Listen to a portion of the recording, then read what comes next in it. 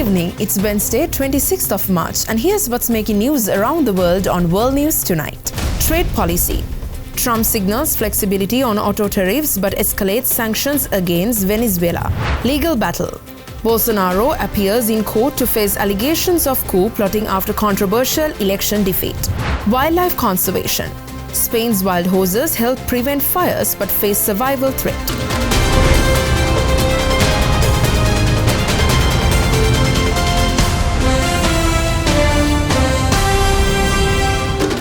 From Colombo, this is World News Tonight with Prashansa Gunawardana. Good evening once again.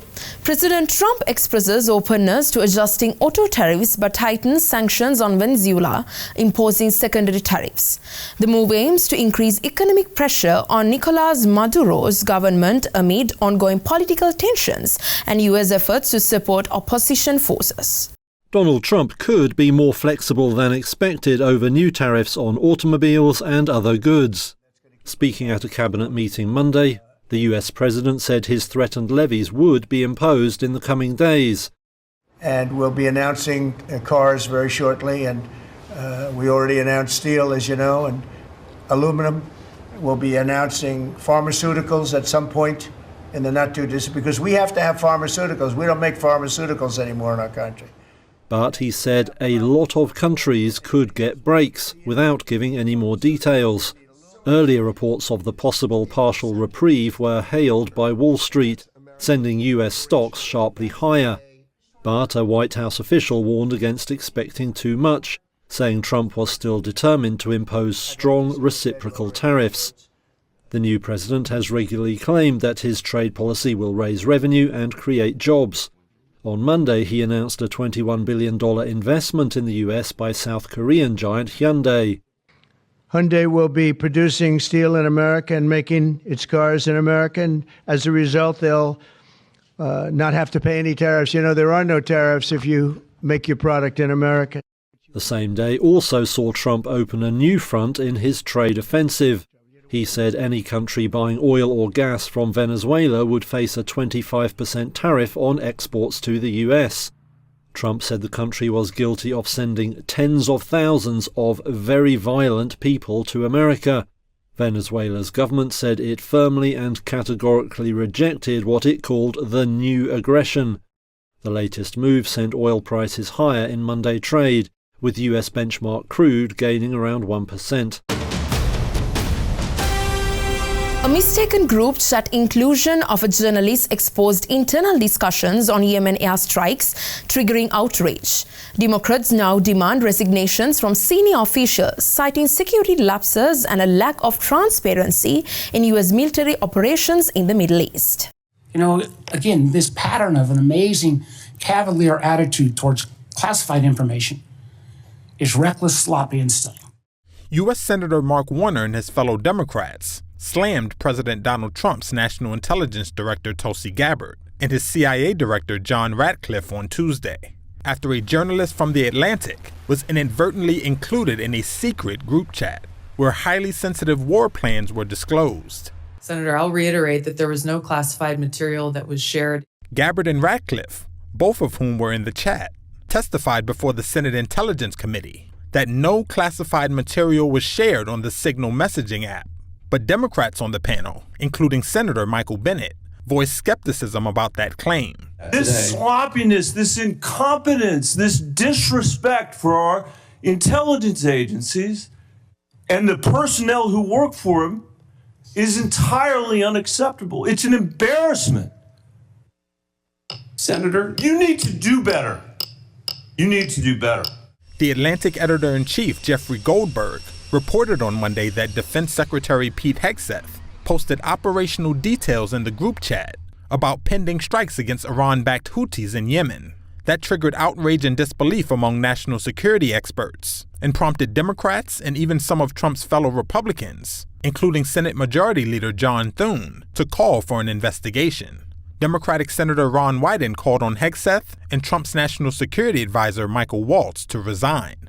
Obviously reckless, obviously dangerous, both the mishandling of classified information and the deliberate destruction of federal records are potential crimes that ought to be investigated immediately And I want to make clear that I'm of the view that there ought to be resignation, starting with the National Security Advisor and the Secretary of Defense. Later, in a meeting at the White House, Trump defended Waltz, who had mistakenly added the journalist to the signal discussion. He's a very good man, and he will continue to do a good job. Waltz, who was at the same meeting, said an investigation was underway into how Goldberg was invited to join the group chat. We are looking into and reviewing how the heck he got into this room. Trump also said there was no classified information disclosed in the group chat. It wasn't classified information. But he didn't elaborate further. Mr. President, who told you that information was not classified? Another question. A former U.S. official told that operational details for military actions are typically classified and known to only a few people at the Pentagon. Classified and sensitive information is also not supposed to be shared on commercial mobile phone apps. Intelligence suggests North Korea could launch a nuclear test with little warning. Analysts believe Pyongyang aims for de facto recognition as a nuclear power, complicating denuclearization talks while seeking strategic leverage in future diplomatic negotiations. North Korea may be ready to conduct a nuclear test on short notice. That's according to the Director of National Intelligence, Tulsi Gabbard, who made the remark while addressing Congress on the 2025 Annual Threat Assessment of the U.S. intelligence community. While assessing security challenges from China, Russia, Iran, North Korea, and others, she stressed that Pyongyang is likely prepared to conduct its 7th nuclear test. She added that the regime continues to flight test ICBMs to demonstrate their increasing capabilities as leverage in future negotiations. Her comments are in line with Seoul's assessment that the North has already completed preparations for another nuclear test. Pyongyang last conducted a nuclear test in 2017. The director also noted that the regime is looking to achieve at least tacit recognition as a nuclear power, as North Korean leader Kim Jong-un pursues stronger strategic and conventional capabilities that can target U.S. forces and allies in the region, as well as the U.S. homeland.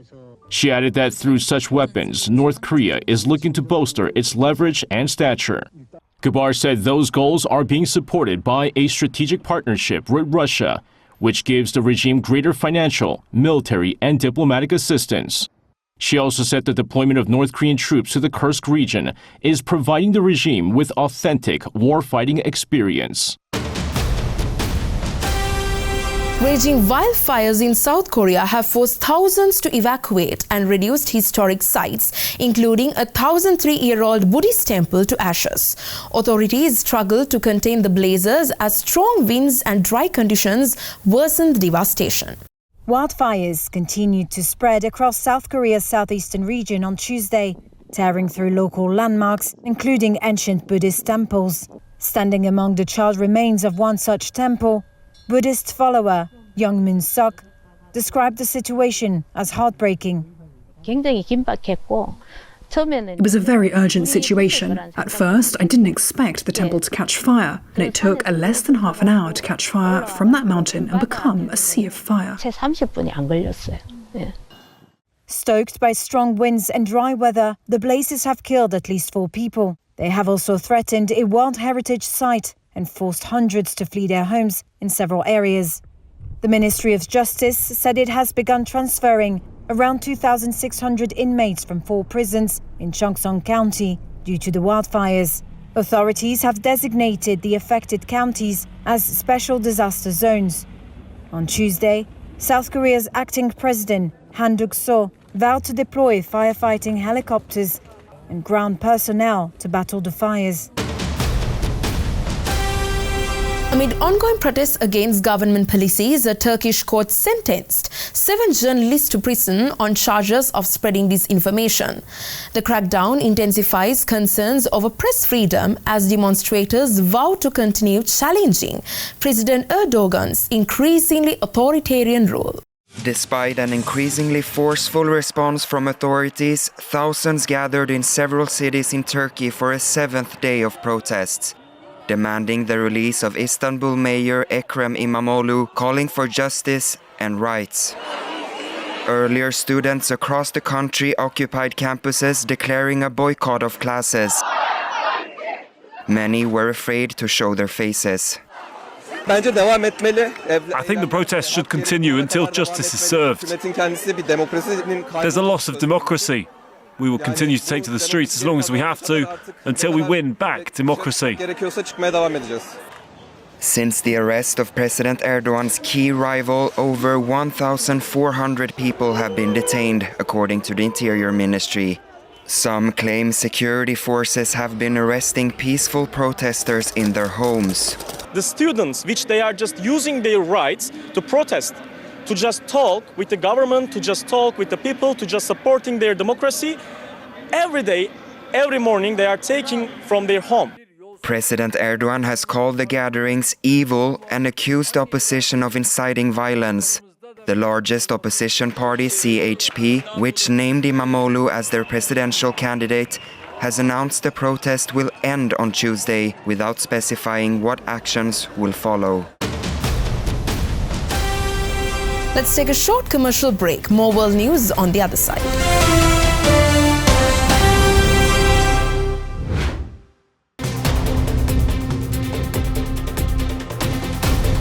Welcome back.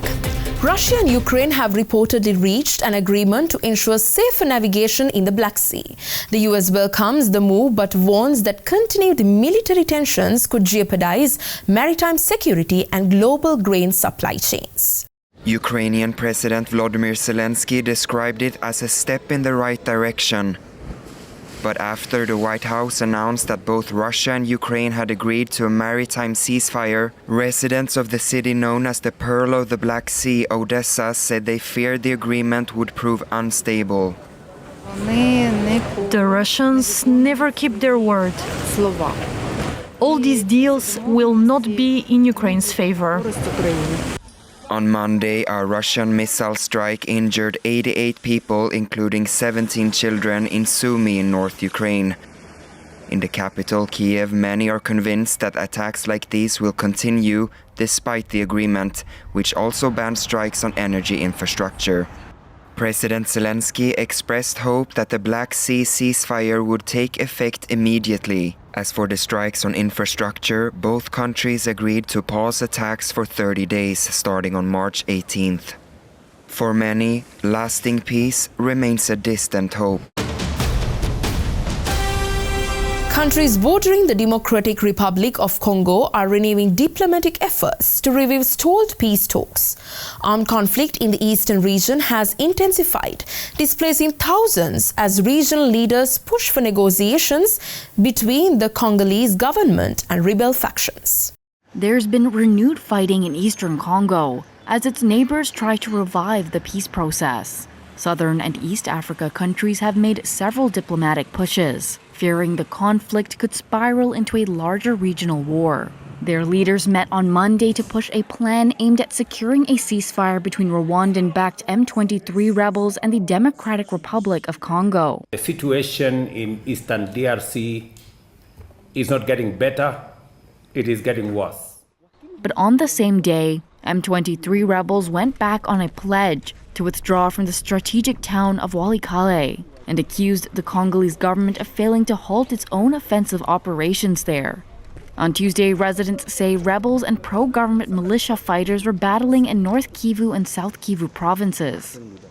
Analyst Jason Stearns from Simon Fraser University says despite recent peace talks, Rwanda and M23 rebels are likely seeking to expand their control in eastern Congo to gain leverage in future negotiations.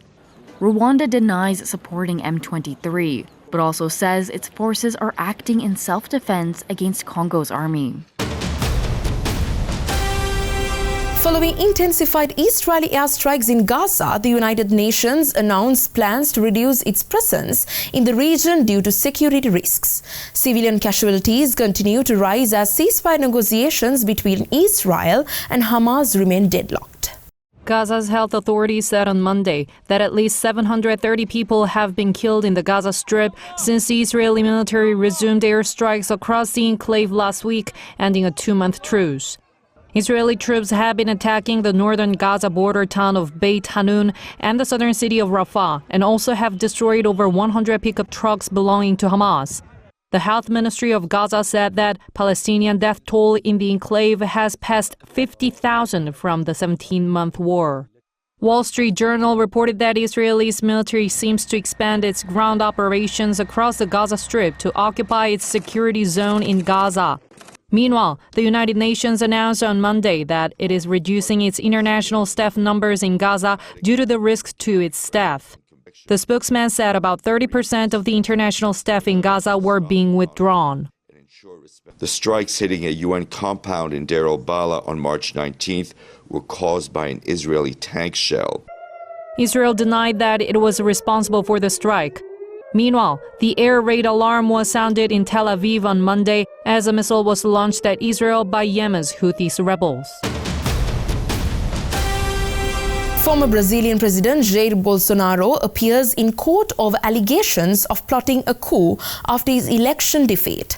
Prosecutors argue his supporters sought to overturn results, while Bolsonaro denies involvement, calling the charges politically motivated.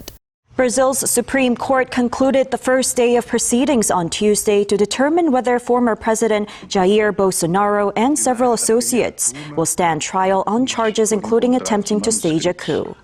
The session ended without a decision, and deliberations are set to continue.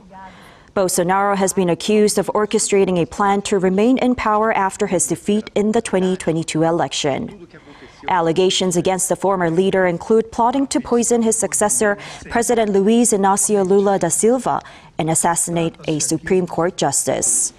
Bolsonaro denies the charges, claiming political persecution.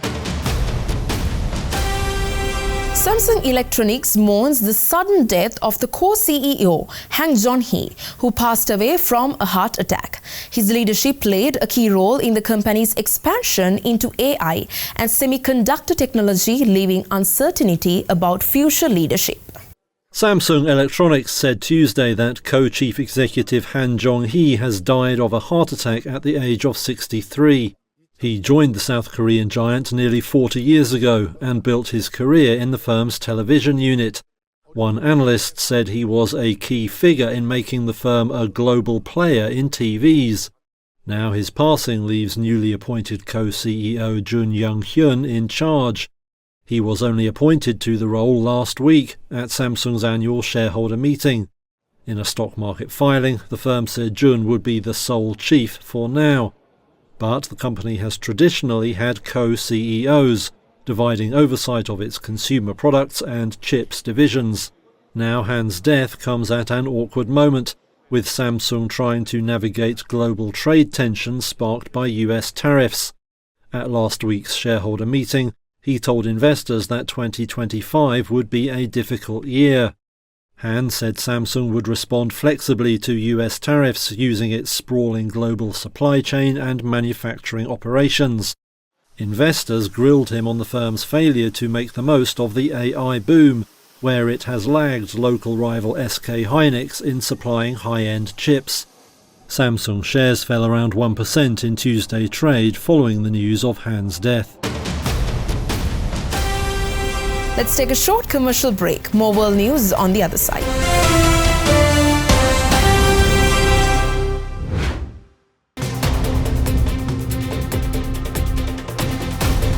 Welcome back. In northern Spain, wild horses graze on undergrowth, naturally reducing wildfire risks. However, conservationists warn their numbers are declining due to habitat loss and economic pressures, threatening both biodiversity and region's ecological defense against increasingly severe fires. These wild horses are guided down from the Spanish mountains into an enclosure. The tradition of rapa das bestas, or the shaving of the wild horses, is about to begin. Once inside the fold, ailotadores, or wrestlers, grapple with the horses to trim their manes, tag and vaccinate them. They say this practice not only maintains the health of the animals by preventing parasites, but also preserves a tradition deeply embedded in Galician heritage. The role of wild horses extends beyond cultural significance. In a region plagued by wildfires, they serve as a natural defense. By constantly grazing and trimming undergrowth, these, quote, clearing machines manage vegetation growth reducing the risk of wildfires. In September, Sankol Midi was spared from destruction, thanks in part to grazing. Native oaks, chestnuts and birches that burn more slowly also acted as a shield. Firefighter Cesar Leros said. We saw the town surrounded by fire, but thanks to the indigenous trees, the clearing we do, and the clearing that our animals do, the town was safe. A self-driving car navigated the UK's complex rural roads in a major test for autonomous technology. Engineers hope the vehicle's success will accelerate driverless car adoption beyond cities, tackling unpredictable environments like narrow lanes and sharp curves. This driverless car is testing its systems on Britain's narrow country lanes. The vehicle is part of Evolve AD, an autonomous driving project aimed at turbocharging the UK's rollout of self-driving cars. We started off being able to drive on motorways and then dual carriageways in cities, but the latest part is out how do we get it to drive in country roads or, complex urban streets where you've got two-way traffic. That's David Moss, head of research and development at Nissan UK. The demonstration car, a Nissan Leaf, is packed with sensors and electronics, from LiDAR to facial recognition. And with access to CCTV cameras, it can even see around corners. So what the team have spent a lot of time is looking, using the sensors to understand what is around the vehicle, where's it going, and then to keep up with the traffic flow. The autonomous Nissan drove a route several miles long on non-major roads, often at the speed limit, passing vehicles along the way.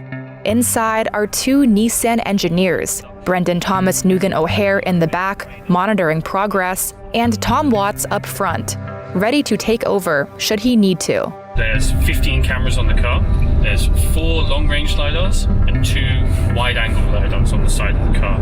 They are all fused together in a data system to basically give the car a 360 view of everything in its surrounding, better than most humans would ever be able to achieve. We also use 2 production sensors as well. We use the vehicle radar and we use the camera up by the wind sensor mirror as well. LiDAR uses lasers to produce 3-dimensional images of a vehicle's surroundings to help navigate around obstacles. But the Nissan car's cameras are watching more than just the road and other vehicles. They can now use facial recognition to assess whether a pedestrian is about to become a hazard even before they do. David Moss explains. When you see pedestrians on the side of the road, part of the technology was actually trying to understand from people's facial recognition is what is their intention? Are they going to step out in front of the vehicle or not? Another development allows the car to access CCTV cameras along its route, which Moss says helps it keep up with traffic. We can take information from the city infrastructure, so cameras, so we can actually teach the car to see round corners.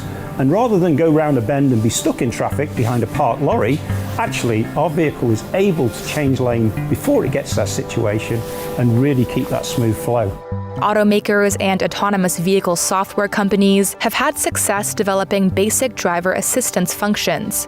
But rolling out vehicles that can truly drive themselves has proven more difficult and much more expensive than many had expected. Encountering unexpected situations is among the vehicle's main challenges, as they cannot work out what to do.